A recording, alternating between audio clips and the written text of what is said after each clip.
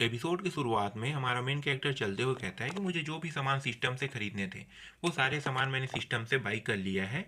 अब बस मेरा मेन जो क्विस्ट है वही बस बाकी है। लेकिन अभी भी मेरे पास कुछ पॉइंट बचा हुआ है। मुझे और भी कुछ चीज़ें जो है वो खरीद लेना चाहिए, क्योंकि हमारा मेन कैरेक्टर जो होता है वो 250 पॉइंट लगाकर जो झूठ बोलने की एबिलिटी होता है उसे बढ़ाने की पावर जो होता है वो खरीद लेता है और कहता है कि भविष्य में ये जो झूठ बोलने की एबिलिटी है मेरा बहुत ही काम आने वाला है। तभी हमारा मेन कैरेक्टर जो होता है वो सिस्टम को देखकर चौंक जाता है और कहता है कि मैं एक महिला हूँ, ये क्या बकवास है। हमारा मेन कैरेक्टर जो होता है जोर से चिल्ला के कहता है, और ये जो पीछे लड़की खड़ी होती है वो कहती है कि इन्होंने अभी क्या कहा। और फिर हमारा मेन कैरेक्टर कहता है कि नहीं नहीं, बिल्कुल भी ऐसा नहीं हो सकता, ये सिर्फ एक गैस है। तभी ये जो पीछे लड़की खड़ी होती है वो हमारे मेन कैरेक्टर को देखती है और कहती है कि ये तो सही है। फिर ये तेज़ी से दौड़ के ये जाने लगती है और कहती है कि यही अच्छा मौका होगा, अच्छा मौका है मेरे पास अपना बदला लेने के लिए। कह के यहाँ से ये चली जाती है और हमारा मेन कैरेक्टर जो होता है इसे जाते हुए देखकर कहता है कि क्या क्या मैंने कहीं इसे ही तो नहीं खरीद लिया। ये कहते हुए हमारा मेन कैरेक्टर जो होता है वो घबराने लगता है और कहता है कि नहीं नहीं, बिल्कुल भी ऐसा नहीं हो सकता। अगर मैंने इसे खरीद भी लिया है तो भी मैं इसे लेकर नहीं जाऊंगा। ये पूरी तरीके से नॉनसेंस और बकवास है। फिर सीन चेंज हो जाता है। 3 दिन बाद का सीन दिखाया जाता है। ये स्कूल के ट्रेनिंग ग्राउंड का एरिया होता है जहाँ पे एक झाड़ी होता है। इसी झाड़ी के अंदर से हमारा मेन कैरेक्टर जो होता है वो छुप कर एरिना को देख रहा होता है। एरिना जो होती है वो लगातार अपने मैजिक पावर को बढ़ाने के लिए प्रैक्टिस कर रही होती है। और ये जो इसकी जो दोस्त होती है वो एरिना से कहती है कि तुम अब रुक जाओ, तुम आगे और इस तरीके से बिल्कुल भी ट्रेनिंग मत करो, नहीं तो तुम पूरी तरीके से एग्जॉस्ट हो जाओगी। एरिना कहती है कि मैं अभी भी ठीक हूँ, मुझे अपने पावर को किसी भी हालत में बढ़ाना होगा और मुझे किसी भी तरीके से उसे हराना होगा। कह के हमारे मेन कैरेक्टर के बारे में ये कहने लगती है। तभी हमारे मेन कैरेक्टर को दिखाया जाता है। हमारा मेन कैरेक्टर जो होता है वो एरिना की बातों को सुनकर रोने लगता है और कहता है कि देखो ये कितना मेहनत कर रही है मुझे हराने के लिए, मुझे मुझे ये देखकर तो रोना ही आ गया। कह के हमारा मेन कैरेक्टर जो होता है वो रोने लगता है। तभी एरिना को दिखाया जाता है। एरिना जो होती है वो अपने हाथ में बहुत ज़्यादा फायर जो है वो लाने लगती है। इसे देखकर हमारा मेन कैरेक्टर कहता है कि ये तो फायरबॉल मैजिक है, मुझे यही एक्सपेक्ट करना चाहिए था। ये एक मेज है और इस मेज से मुझे यही एक्सपेक्ट है। कह के हमारा मेन कैरेक्टर जो होता है वो मुस्कुराने लगता है। तभी एरिना और उसके दोस्तों को दिखाया जाता है। एरिना की जो दोस्त होती है वो एरिना से पूछती है क्या तुम ठीक हो। एरिना जो होती है वो कहती है हाँ मैं अभी भी ठीक हूँ। फिर ये जो इसकी दो दोस्त होती है वो एरिना से कहती है कि तुमने इम्पॉसिबल काम को पॉसिबल कर दिया, अब मैं तुम्हारी मदद करने के लिए मैं तुम्हें कुछ बताने वाली हूँ।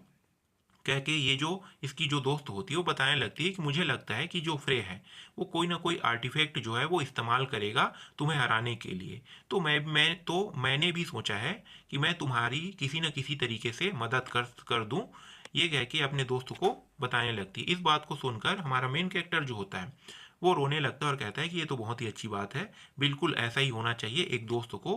कह के हमारा मेन कैरेक्टर ताली मारने लगता है। तभी ये जो एरिना होती है वो कहती है कि तुम्हें इस तरीके की हरकत करने की ज़रूरत नहीं है, मैं उसे अपने आप ही हरा दूंगी। कह के ये दोनों जो है वो यहाँ से चली जाती है और हमारा मेन कैरेक्टर जो होता है वो इन दोनों को जाते हुए बस देख रहा होता है। तभी पीछे से एक पक्षी जो होती है वो हमारे मेन कैरेक्टर के पास आती है और हमारे मेन कैरेक्टर को एक लेटर दे देती है। हमारा मेन कैरेक्टर जो होता है इस लेटर को देखकर कहता है कि क्या क्या ये कहीं सीक्रेट लेटर तो नहीं है। क्योंकि हमारा मेन कैरेक्टर इस लेटर को खोल के देखता है और कहता है कि इसमें लिखा होता है कॉन्फ्रेंस की बात। और हमारा मेन कैरेक्टर पढ़ता है कि जो तुम सीक्रेट छुपा रहे हो उस सीक्रेट के बारे में मुझे पता है। हमारा मेन कैरेक्टर कहता है क्या क्या इसे मेरा जो सीक्रेट है उसे पता चल गया। फिर ये हमारा मेन कैरेक्टर जो होता है वो सेंटेंस के पास आ जाता है और आते हुए कहता है कि मैं यहाँ पे आ गया। सेंटेंस जो होती है वो चर्च के अंदर पूजा पाठ में लगी हुई होती है और सेंटेंस पीछे पलट के हमारे मेन कैरेक्टर को देखती है और कहती है कि ओ तो तुम आ गए। फिर एक टब के पास जाती है और वहाँ से एक कपड़े को निकालती है और कहती है कि यही टाइम है। कह के एक कपड़े को निकाल लेती है और हमारे मेन कैरेक्टर को दिखाते हुए कहती है कि मैंने सुना है कि तुम एक महिला हो, इसलिए तुम्हारे लिए ये कपड़ा जो है इसे मैंने तुम्हारे लिए प्रिपेयर किया है। हमारा मेन कैरेक्टर इनकी बातों को सुनकर चौंक जाता है और कहता है कि क्या तुम क्या बकवास कर रही हो। सेंटेंस जो होती है वो हमारे मेन कैरेक्टर से कहती है कि तुम्हारा जो राज है वो मुझे पता चल गया है, तो तुम्हें इस लड़की वाली जो कपड़े हैं इस ये जो लड़की वाली कपड़ा है उसे तुम्हें पहन लेना चाहिए और तुम मेरा हमेशा मेड बन के रहोगे। कह के हमारे मेन कैरेक्टर्स कहने लगती है तब जाके मैं तुम्हारा जो सीक्रेट है वो किसी को भी नहीं बताऊंगा। इन बातों को सुनकर हमारा मेन कैरेक्टर जो होता है उसका जो माथा होता है वो ठनकने लगता है और कहता है कि तुम क्या बकवास कर रही हो, तुम्हें पता है ना मैं एक लड़का हूँ, तुम एक लड़के को एक लड़की कैसे कह सकते हो। तभी ये जो सेंटेंस होती है वो हमारे मेन कैरेक्टर से कहती है कि तुम झूठ बोल रहे हो, तुम एक लड़की हो। हमारा मेन कैरेक्टर जो होता है वो कहता है कि मैं अब यहाँ से जाता हूँ, तुम्हारी बकवास जो है मैं बिल्कुल भी नहीं सुनूंगा, क्योंकि हमारा मेन कैरेक्टर जो होता है वहाँ से जाने लगता है। तभी ये जो सेंटेंस होती है वो हमारे मेन कैरेक्टर को पीछे से उसके जो सीने होते हैं उसे उसे दबाने लगती है और कहती है कि हाँ हाँ तुम एक लड़के हो। लेकिन ये चौंक जाती है और कहती है कि क्या क्या तुम एक लड़की नहीं हो, मुझे तो लगा था कि तुम एक लड़की हो। फिर ये अपने मन में कुछ ख्याली पुलाव जो है वो बनाने लगती है और हमारा मेन कैरेक्टर जोर से चिल्ला के कहता है कि तुम्हें मैं किस एंगल से लड़की लगता हूँ, तुम देख रही हो ना मैं एक लड़का हूँ, बेवकूफ़ कहीं की, कह के हमारा मेन कैरेक्टर जोर से चिल्ला के कहती है ये एक क्राइम होता है, दूसरे जेंडर के इंसान को बिल्कुल भी टच नहीं किया जा सकता है, क्योंकि हमारा मेन कैरेक्टर इसके ऊपर चिल्लाने लगता है। तभी ये जो लड़की होती है वो कहती है ओ तो यही प्रॉब्लम है, तुम एक लड़की हो और तुम्हारा जो सीना है वो ज़्यादा उभरा नहीं है, इसीलिए तुम घबरा रहे हो ना, इसमें कोई घबराने वाली बात नहीं है। क्या कि सेंटेंस जो होती है वो हमारे मेन कैरेक्टर से कहती है ओ तो मैं तुम्हारी अब इसमें मदद करूंगी, क्या कि सेंटेंस हमारे मेन कैरेक्टर से कहती है। और हमारा मेन कैरेक्टर इनके बकवासों से पक गया होता है और कहता है कि मैं यहाँ से अब जा रही हूँ परवट ठरकी कहीं की, कह के हमारा मेन कैरेक्टर यहाँ से जाने लगता है।